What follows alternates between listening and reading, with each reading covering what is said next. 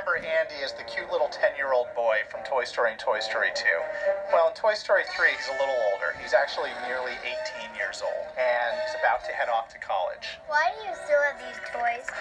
Molly, out of my room. The toys have been fretting about Andy leaving for college for a long time, but it's one thing to think about that day being off in the future, and another thing to find themselves at that day. We're getting thrown away! No one's getting thrown away. Woody knows that Andy has held on to them for all these years, so he's confident that Andy's going to make the right choice. We all knew this day was coming. Come on, let's see how much we're going for on eBay. However, privately, Woody is really, really nervous. None of the toys know what is going to happen to them. What's going on? It's under control, Woody. We have a plan. We're going to daycare. The toys end up at Sunnyside Daycare. New toys. Sunnyside Daycare seems like the perfect answer to all the toys' problems. At last, I'm gonna get played with. Unfortunately, they find themselves put into a classroom with the youngest of the kids. Well, after several days, the toys know that they've made a big mistake and they need to get out of Sunnyside. We're busting out of here. This is where the adventure really begins. On three. Well, we know how much people love Toy Story and Toy Story 2, so with Toy Story 3, we've set out to make a film that's just as funny and is just as adventurous as the first two films, even more so. To infinity and beyond. There are a lot of new surprises in Toy Story 3, but if I told you what the surprises were, they wouldn't be surprises anymore. This is no time to be hysterical. It's the perfect time to be hysterical.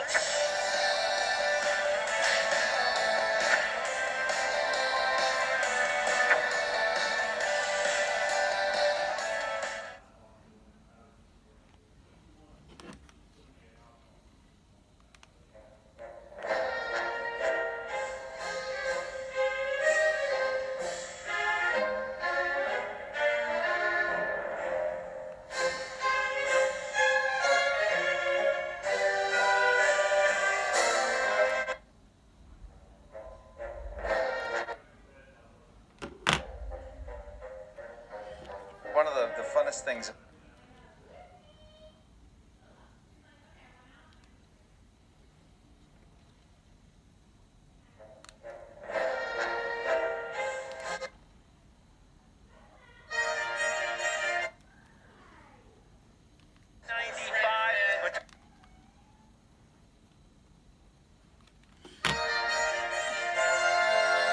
Having the Buzz Lightyear balloon in the Macy's parade on Thanksgiving morning in New York City was one of the greatest moments of my life. As soon as they said they're going to do this, I said, I'm going to be there.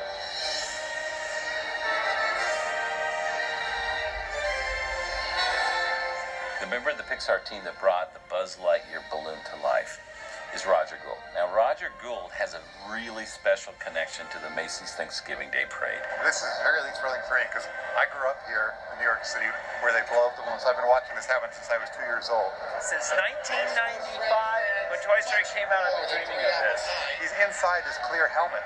And until last year, they had never done a clear balloon of any kind. So this is the largest clear dome they've ever made.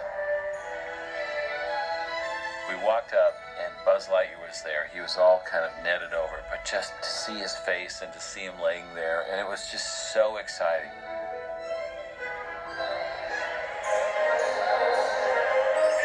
And you start letting him up and he starts rising, and you really feel how much pull Buzz has.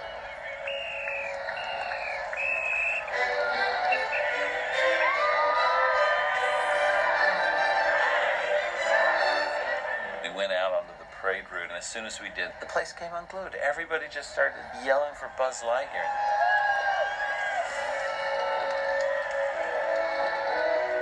He was meant to be a balloon because he was flying.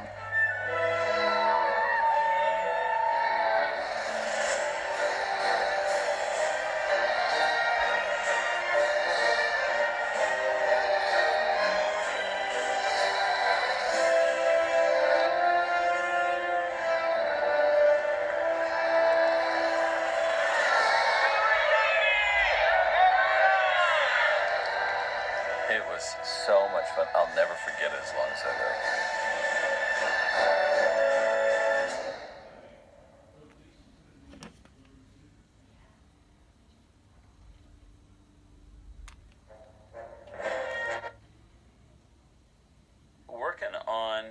Toy Story was kind of neat because for us, we were trying to figure out how to take something we'd only done in very, very small amounts, short films, TV commercials, and make it 75 minutes long.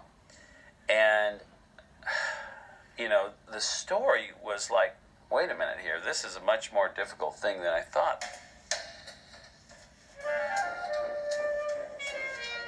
When we started with Disney, they had people who had had a lot of experience making films, and they had been through it, they knew what to do. So we looked to them as initially as they're going to school us, they're going to teach us how to work.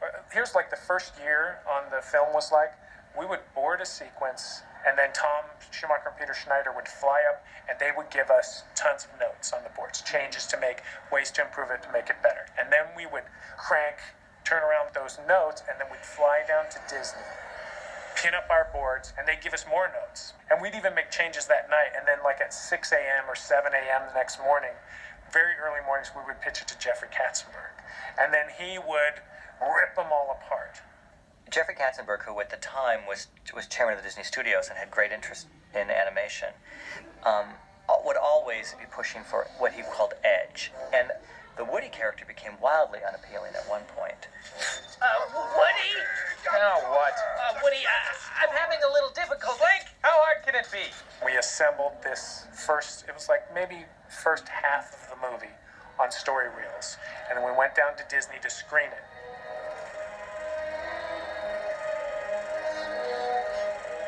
And I tell you, I sat there and I was pretty much embarrassed with what was on the screen. I had made it.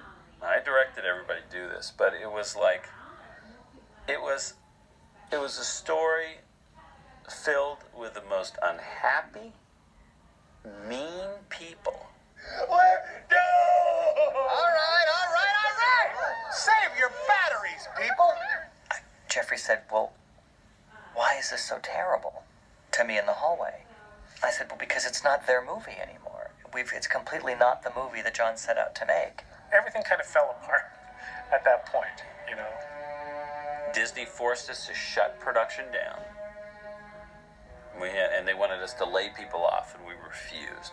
We were getting threats that because it didn't work well, that you would have to go back down. We were all going to have to go down south and reboard the film under their supervision. And I said, just, give us 2 weeks, and we'll turn things around. It was really very scary, and I think that's where we really bonded as a group. I turned to our guys and I said, let's just make the movie we want to make. We worked day and night. Andrew, Pete, Joe, myself, our story team, our editorial team. And so we just really went 100% with our gut. Everybody's helping everybody else. It was like we became one mind in a way. I just remember laughing a lot and drawing like crazy. And We were drawing for our lives. I remember we got this like frenetic overdrive way of working. We learned to do the first pass so rough because we collectively would get all these ideas once we saw it up, we would change pin. And we knew what we were looking at. Right, what we were looking at. Right.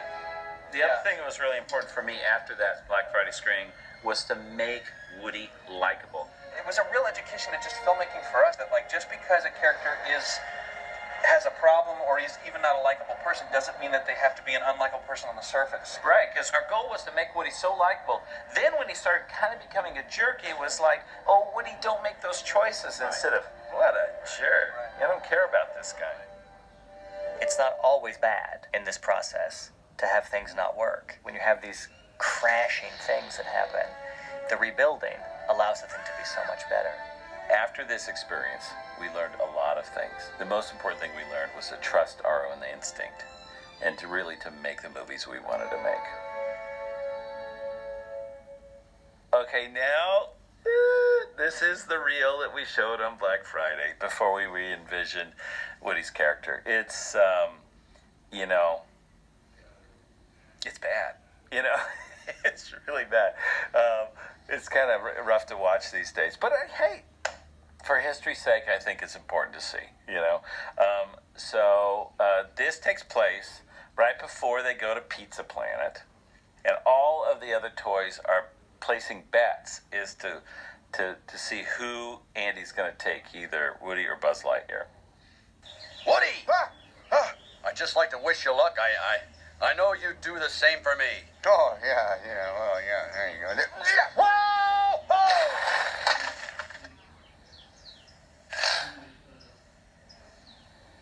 What? What are you, what's everybody looking at? What? Hey, he slipped. I tried to, I couldn't hold that. It was an act, he slipped. Hey, I think you...